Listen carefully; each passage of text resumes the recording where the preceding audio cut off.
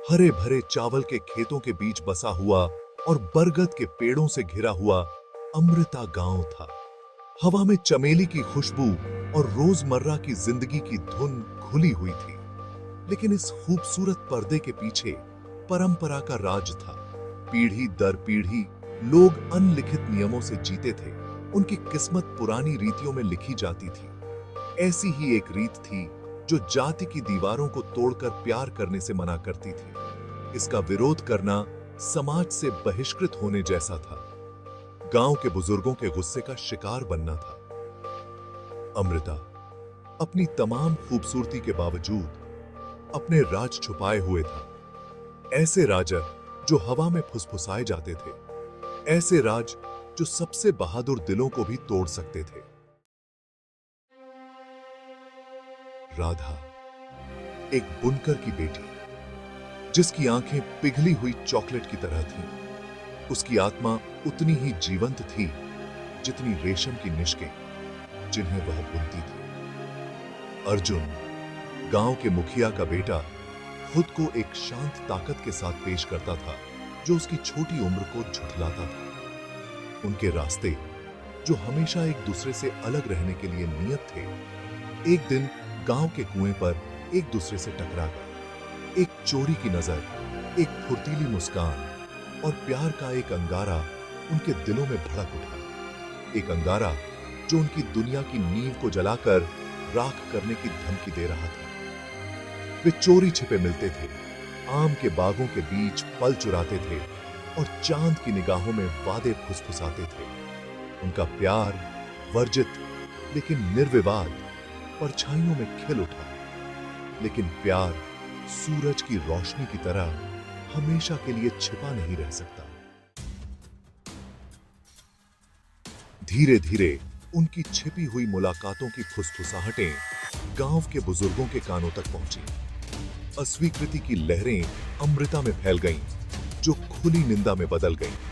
अर्जुन के पिता परंपरा और अपने अधिकार के पद से बंधे ने उनके प्यार को ठुकरा दिया। राधा को अपने ही लोगों के ताने सुनने पड़े। अपने जन्म की सीमाओं से परे सपने देखने की हिम्मत करने के लिए उनका बहिष्कार किया गया। कुएं के पास उनके चोरी के पल अब और नहीं रहे। इसी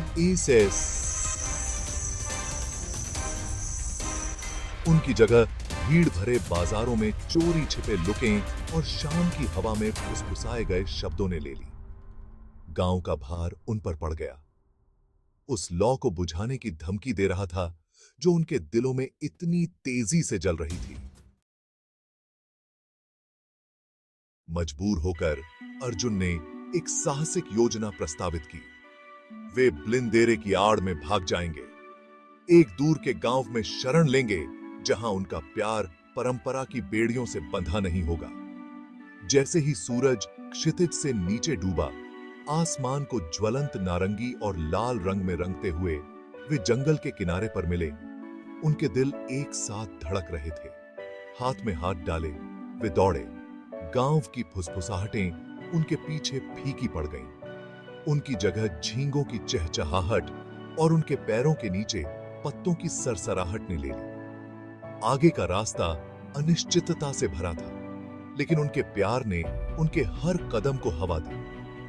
वे अपने साथ एक ऐसे भविष्य की उम्मीद लेकर चले जहां उनका प्यार आखिरकार खिल सके। उन्होंने भगवान शिव को समर्पित एक प्राचीन मंदिर में शरण मांगी जो पहाड़ों में ऊंचा स्थित था। पवित्र भूमि की शांति से घिरे उन्हें आशा की एक किरण दिखाई दी, लेकिन राहत का उनका क्षण अल्पकालिक था। उनकी उड़ान की खबर अर्जुन के पिता तक पहुंच चुकी थी और वह मंदिर पहुंचे। उनका चेहरा क्रोध और विश्वासघात से विकृत था। उसने अर्जुन को लौटने की मांग की, उसे त्यागने और राधा और उसके परिवार पर अपना रौथ उतारने की धमकी दी। राधा के प्रति अपने प्यार और अपने परिवार के प्रति अपनी वफादारी के बीच फटे अर्जुन ने एक हृदय विदारक निर्णय लिया। वह जिस महिला से प्यार करता था, उसकी रक्षा के लिए अपनी खुशी का त्याग कर देगा।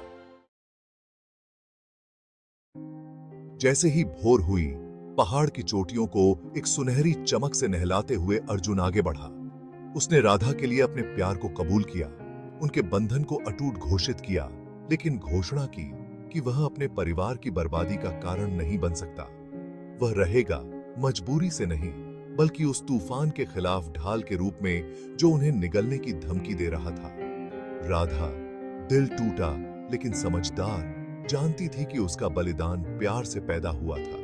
उसके चेहरे से आंस बह रहे थे। उसने उसे विदाई दी। उसका दिल हर धड़कन के साथ टूट रहा था। उनका प्यार, जो कभी आशा की किरण था, अब उनकी आत्मा में एक दर्दनाक स्मृति की तरह महसूस हो रहा था। अर्जुन के फैसले की खबर जंग के आग की तरह अमृता में फैल गई। उसकी निस्वार्थता, अपनी इच्छाओं पर गांव की भलाई को प्राथमिकता देने की उसकी इच्छा ने ग्रामीणों को झकझोर कर रख दिया। बुजुर्गों, उनके चेहरे शर्म और नए सम्मान के मिश्रण से सने हुए थे। अपनी कठोर परंपराओं के परिणामों से जूझ रहे थे। उन्होंने अपने जीने के तरीके को बनाए रखने की कोशिश की थी, लेकिन इसके बजाय 2 निर्दोष आत्माओं को लगभग नष्ट कर दिया था। गांव वाले, जो कभी निंदा करने में तेज थे, अब अर्जुन के बलिदान के आईने में अपने ही प्रतिबिंबों को देखते थे।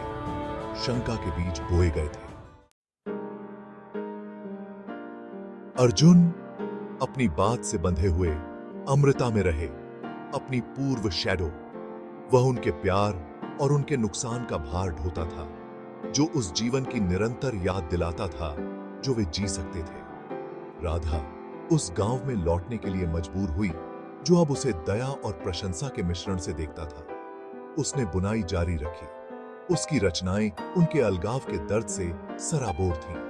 उनके रास्ते शायद ही कभी पार हुए, लेकिन उनके प्यार की स्मृति गांव के हर कोने में बनी रही, जो उनके संबंध की स्थायी शक्ति का मूक प्रमाण थी। अमृता गांव हमेशा के लिए बदल गया, उनकी प्रेम कहानी की गूंज से सराबोर। साल बीतते गए और राधा और अर्जुन की प्रेम कहानी की स्मृति अमृता के इतिहास के ताने बाने में रच गई।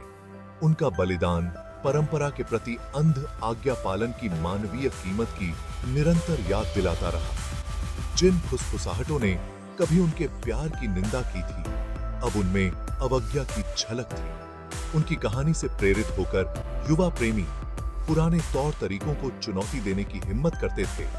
उन रीति रिवाजों की वैधता पर सवाल उठाते थे, जो प्यार की सेक्रेटता से ऊपर सामाजिक प्रतिष्ठा को प्राथमिकता देते थे।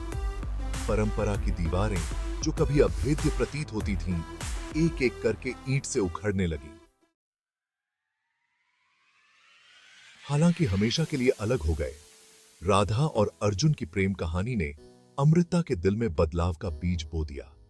उनके बलिदान ने विद्रोह की चिंगारी जलाई, एक ऐसे भविष्य की रेतसा जहां प्यार वंश नहीं, किसी की नियति तय करेगा। फुसफुसाहटों वाले गांव को अपनी आवाज मिल गई थी, एक ऐसी आवाज जो प्यार, बलिदान और यथास्थिति को चुनौती देने के साहस की बात करती थी। सच्चे परिवर्तन का रास्ता लंबा और कठिन होगा, लेकिन राधा और अर्जुन के प्यार की विरासत आशा की किरण के रूप में कार्य करती थी, जो मानव हृदय की स्थायी शक्ति का प्रमाण थी। उनकी प्रेम कहानी अवज्ञा से जन्मी और प्रतिकूलता की आग में तपी एक फुसफुसाती किंवदंती बन गई। एक कहानी जो पीढ़ी दर पीढ़ी चली आ रही है, एक अनुस्मारक कि अकल्पनीय क्षति का सामना करने पर भी प्यार खिल सकता है, दुनिया पर एक अमिट छाप छोड़ सकता है। और अंत में